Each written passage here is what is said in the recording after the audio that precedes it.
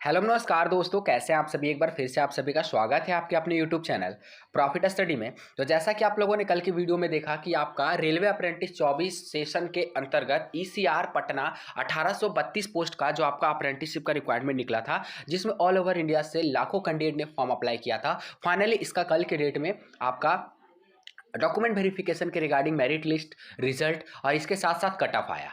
अब यहाँ पे जो एडमिट कार्ड का लिंक एक्टिव हुआ है डिपार्टमेंट की तरफ से, बहुत सारे कैंडिडेट क्या हुआ कि अपना रिजल्ट चेक किए। बहुत सारे कैंडिडेट को प्रॉब्लम आ रहा था कि हमारा जो रिजल्ट है उसमें आपको इस तरह का एक एरर करके मैसेज आ रहा है, और बहुत सारे का जो रिजल्ट है उसमें इस तरह का आपको एक मैसेज देखने को मिल रहा। ठीक है, तो आज की इस वीडियो में हम आपको पूरा डील करेंगे कि ये जो इस तरह का मैसेज आ रहा है जितने कैंडिडेट को वो क्या है, और जितने कैंडिडेट को इस तरह का मैसेज आ रहा है अपना स्टेटस चेक करने में, वो फाइनली आपको सेलेक्टेड है या फिर सेलेक्टेड नहीं है। इसके साथ साथ जिसका सिलेक्शन नहीं हुआ है या फिर जिसका सिलेक्शन हुआ है वो कंफर्म नहीं हो पा रहे हैं, वो अपना सिलेक्शन को कैसे चेक कर पाएंगे, वो सारा प्रोसीजर आज की इस वीडियो में बताने वाले हैं। इसके साथ साथ ये भी देखेंगे कि बहुत सारे कैंडिडेट का ये भी क्वेरी आ रहा था कि सर मेरा कट ऑफ से ज़्यादा परसेंटेज है फिर भी हमको यहाँ पे बाहर कर दिया गया है। तो आप वो भी जानेंगे कि आपको आखिर अगर बाहर किया है रेलवे ने कट ऑफ से ज़्यादा होने के बावजूद भी, तो आखिर क्या रीजन।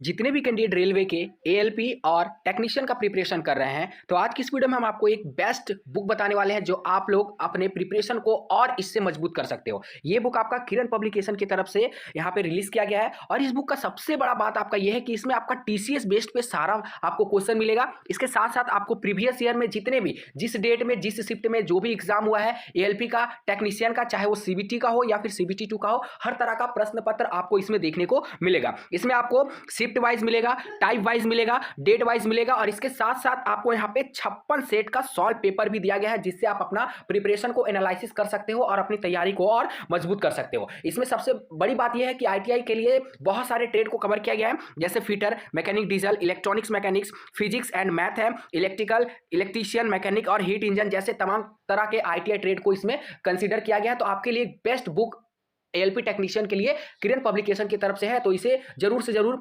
खरीदिएगा। इसको बाय करने के लिए आपको डिस्क्रिप्शन में लिंक मिल जाएगा, नहीं तो आप नियरेस्ट बुक स्टोर पे जाकर भी इसे परचेस कर सकते हैं। सबसे पहला सवाल जो था कि किसका सिलेक्शन हुआ है ये कैसे देखेंगे, तो देखिए जितने कैंडिडेट अपना ई कॉल लेटर जब डाउनलोड कर रहे हैं तो उनको इस तरह का ऑप्शन आ रहा है। अब आपका सवाल हो सकता है सर ई कॉल लेटर कैसे डाउनलोड करेंगे। डियर, डिस्क्रिप्शन में आपको लिंक मिलेगा, नहीं तो प्रॉफिट स्टडी पे जाइए, वहां पे आपको एडमिट कार्ड का लिंक हमने ऑलरेडी एक्टिव करा दिया है, तो वहां से जाके आप डाउनलोड कर सकेंगे। जितने कैंडिडेट को इस तरह का मैसेज आया है, इस तरह का परफॉर्म आपके सामने शो हो रहा है, और यहाँ पे आपका registration number, name, father name, जो भी डिवीजन में आपका सिलेक्शन हुआ वो डिवीजन नेम, और एक्स सर्विसमैन स्टेटस और सेलेक्टेड एज वो आपको यहाँ पे दिखेगा। ठीक है, इसके बाद यहाँ पे बात करेंगे कि जिस भी कैंडिडेट को इस तरह का इंटरफेस शो होगा वो आपका यहाँ पे देखिए, congratulate this registration number has been shortlisted for next step. तो वो सभी कैंडिडेट डॉक्यूमेंट वेरिफिकेशन के रिगार्डिंग सेलेक्टेड हो गए हैं। ठीक है, जिन कैंडिडेट को इस तरह का मैसेज आएगा, इस तरह का इंटरफेस शो होगा, जब अपना आप रजिस्ट्रेशन नंबर और डीओबी डालिएगा तो इस तरह का आपके सामने इंटरफेस आएगा, तो समझ लीजिए कि आपका सिलेक्शन जो है डॉक्यूमेंट वेरिफिकेशन के लिए हो गया है। अब यहाँ पे एक नेक्स्ट पार्ट आ रहा है, वो देखिए। और जिन कैंडिडेट को इस तरह का इंटरफेस शो हो रहा है, इसमें थोड़ा सा चेंजमेंट है। इसमें क्या चेंजमेंट किया गया है, तो देखिए यहाँ पे सेलेक्टेड एज में आप देखिएगा तो यहाँ पे आपको बताया गया है कि ओबीसी 50% एक्स्ट्रा। जिस कैंडिडेट को इस तरह का मैसेज आएगा 50% एक्स्ट्रा वाला, वो सभी कैंडिडेट वेटिंग वाले हैं। वेटिंग वाले कहने का मतलब यह है कि आप सभी को पता है कि 1.5 टाइम्स कैंडिडेट को शॉर्ट लिस्टेड किया गया है। 1832 वैकेंसी था, तो लगभग यहाँ पे बात करेंगे तो आपका 2700 की 2800 के आसपास कैंडिडेट को शॉर्ट लिस्टेड किया गया है। तो जो 1832 के बाद वाला जितने कैंडिडेट शॉर्टलिस्टेड हैं उनको 50% एक्स्ट्रा कैंडिडेट में रखा गया। तो ये भी जान लीजिए, इसीलिए मैंने पहले आपको बता दिया, क्योंकि इसके रिगार्डिंग कुछ कैंडिडेट सवाल किए थे कि सर जो 50% एक्स्ट्रा लिखा हुआ है वो क्या है, तो इसके रिगार्डिंग भी हम जानकारी दे दिए। तो जो हम लोगों ने पहले देखा और जो अभी देखा, ये दोनों तरह का जिसमें इंटरफेस शो होगा या फिर इस तरह का आपके सामने इमेज आएगा, जब अपना रजिस्ट्रेशन नंबर और डीओबी डालिएगा तो आप समझ लीजिएगा कि शॉर्टलिस्टेड हो गए हैं, जिनका जिनका कांग्रेचुलेशन का मैसेज आएगा।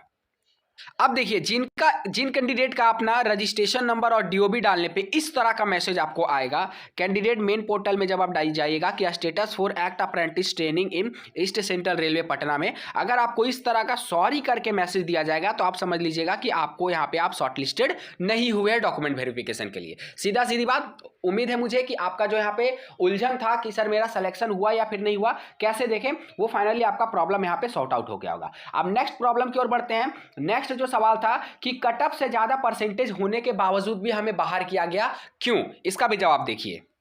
तो देखिए हम इसका ऑफिशियल नोटिफिकेशन पे आपको लेके आए हैं, जिसका कट ऑफ से ज्यादा परसेंटेज है फिर भी उसका सिलेक्शन नहीं हुआ, उन सभी कैंडिडेट ध्यान से समझिएगा। ऑफिशियल नोटिफिकेशन पे आ गए हैं, east central railway recruitment cell जो पटना की तरफ से नोटिफिकेशन आया था एक्ट अप्रेंटिस 23-24 सेशन के रिगार्डिंग, जो आपका 10 नवंबर 2023 से इसका ऑनलाइन आवेदन शुरू हुआ था और 9 दिसंबर 2023 तक लाखों कैंडिडेट जो है ईसीआर पटना का अप्रेंटिस का फॉर्म भरे थे। इसमें से जब थोड़ा सा स्क्रॉल करके नीचे जाइएगा तो यहाँ पे आपको एक सेक्शन मिलेगा मोड ऑफ सिलेक्शन। तो जो आपका सिलेक्शन हुआ है वो सिंपल आपका 10th प्लस आईटीआई के बेसिस पे किया गया है, जैसा कि आप लोगों को पहले भी हम हर वीडियो में आपको बताते हैं। यहाँ पे आपको एक इंपॉर्टेंट पॉइंट जो बताया गया है उसके बारे में ध्यान से समझिए और सारा आपका जो कंफ्यूजन है यहाँ पे दूर होने वाला है। ये पॉइंट अब इसमें लिखा क्या गया है, तो इसमें आपको बेसिकली बताया जा रहा है कि आपका जो 10th में नंबर आपको पुट करना था, ठीक है, ध्यान से देखिए क्या बोल रहा कि for the purpose of calculating of percentage of matriculation marks obtained by the candidate in all subject will be recognised and not on the basis of marks of any subject और ए ग्रुप ऑफ सब्जेक्ट। तो इसमें clear cut बोला गया है कि आपको जब आपने फॉर्म अप्लाई कर रहा था तो 10th का जो मार्क्स था, हालांकि हम वीडियो में भी आपको बताए थे, इसीलिए बोलते हैं कि फॉर्म अप्लाई करने से पहले वीडियो को देखा करिए। एक छोटा सा लापरवाही आपका सपना को तोड़ सकता है। अब सोचिए उन कैंडिडेट को कितना खराब लग रहा होगा कि जिनका कट ऑफ से ज्यादा परसेंटेज है फिर भी उनका मेरिट में नाम नहीं आया, फिर भी उनका कॉल लेटर के रिगार्डिंग यहाँ पे कोई भी जानकारी नहीं आ रहा। तो इन सभी का कैंडिडेट का क्या हुआ है, यहां पे सीधा सीधा आपका बोला जा रहा था कि आपको आपका जितना भी सब्जेक्ट है इन ऑल सब्जेक्ट, ठीक है, जितना भी 10th में सब्जेक्ट था, चाहे आपका 6 सब्जेक्ट है, 7 सब्जेक्ट है या फिर 5 सब्जेक्ट है, सभी सब्जेक्ट का नंबर आपको डालना था फॉर्म अप्लाई करते टाइम। तो सिंपल बात है कि इसमें आपको 600 नंबर डालना था 10th में। जाइए वीडियो उठा के देख लीजिए, वीडियो में भी हम आपको बताए थे जब इसका ऑनलाइन आवेदन अप्लाई हो रहा था तो हम आपको बोले थे कि इसमें आपको 600 नंबर 10th में डालना है। अब क्या हो रहा कि जितने कैंडिडेट 500 नंबर डाल दिए हैं उन सभी का फॉर्म यहां पे डिपार्टमेंट कर दिया है रिजेक्ट। उनका फॉर्म यहां पे सीधा सीधी रिजेक्ट हो गया है, इसीलिए उनका जो एडमिट कार्ड के रिगार्डिंग यहां पे कोई भी डिटेल इंफॉर्मेशन नहीं आ रहा। फिर भी हम कोशिश करें कि इसके ऊपर और थोड़ा सा जानकारी इकट्ठा करें, तो थोड़ा सा समय आप दीजिए, हम आप लोगों के साथ है, टेंशन लेने वाली बात नहीं है, थोड़ा सा टाइम दीजिए हमें, ठीक है, ताकि हम इसके रिगार्डिंग और जानकारी इकट्ठा कर पाए कि क्या आप लोगों को सेकंड में मौका देगा डिपार्टमेंट या फिर नहीं देगा, ठीक है। इसीलिए बोलते हैं डियर, थोड़ा सा टाइम निकाल के वीडियो देख लिया करिए। अगर शायद आप भी वीडियो देख के फॉर्म अप्लाई करते तो ऐसा आपके साथ नहीं होता। अब चलिए नेक्स्ट जो यहाँ पे समस्या आ रहा है उसके बारे में बात करते हैं। डीवी कब से शुरू होगा, ये लास्ट सवाल था कैंडिडेट का। तो डॉक्यूमेंट वेरिफिकेशन का बात करें, 1832 पोस्ट पटना का जिसका भी सिलेक्शन हुआ है, जिस भी डिवीजन में सिलेक्शन हुआ है, हालांकि आपका डॉक्यूमेंट वेरिफिकेशन एक ही जगह होगा। आपका डॉक्यूमेंट वेरिफिकेशन पटना में ही होगा, चाहे आपका दानापुर में सिलेक्शन हुआ हो, समस्तीपुर में हुआ है और पंडित दीनदयाल उपाध्याय डिवीजन में हुआ है, धनबाद डिवीजन में हुआ है, हरनौट में हुआ है, आपका डॉक्यूमेंट वेरिफिकेशन पटना में ही होगा, इस बात का ध्यान रखिएगा।